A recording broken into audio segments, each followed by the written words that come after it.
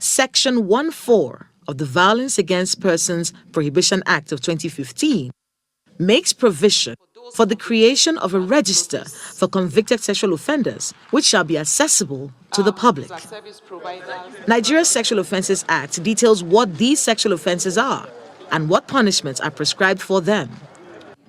According to UNICEF, 1 in 4 Nigerian women is sexually abused before they turn 18.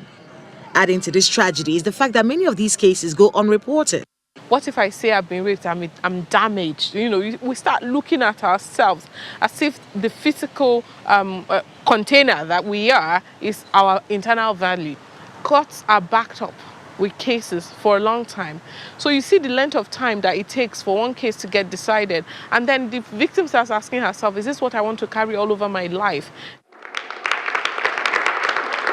On November 25, 2019, Nigeria joined the rest of the world to commemorate the International Day of the Elimination of Violence Against Women. This is when the National Sex Offenders Register was launched.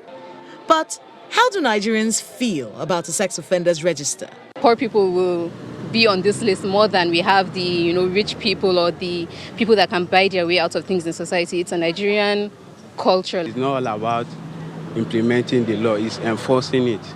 They'll start it, but at the end of the day, along the line, people will always find a way around. So how does the Sex Offenders Register work? Well, the register keeps a record of convicted sex offenders since 2015. 15 non-governmental organizations will run sexual referral centers and feed the data they collect on recorded incidents into the register, which is open to the public and run by NAPTIP. The employers of labor should do well to ensure they go through the register to be sure of the kind of people they are employing.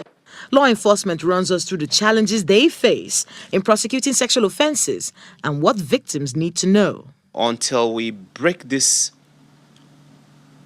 unhealthy culture of silence, until we make a very strong resolution to face the offenders headlong and report every infraction of the law touching on sexual offenses to the law enforcement agents and work with the law enforcement community to bring perpetrators to book, sexual offenders will continue to have a leeway to escape from the criminal justice system. While law enforcement does its bit, the ball is now in the court of people like employers of labor.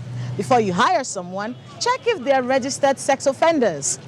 The aim is not just to name and shame, but to protect the Nigerian citizen from violence, which in many cases leads to death. How effective the Sex Offenders Register is in deterring people from committing sexual offenses in Nigeria will be known in the years to come. Kayla Magwa, Channels Television News.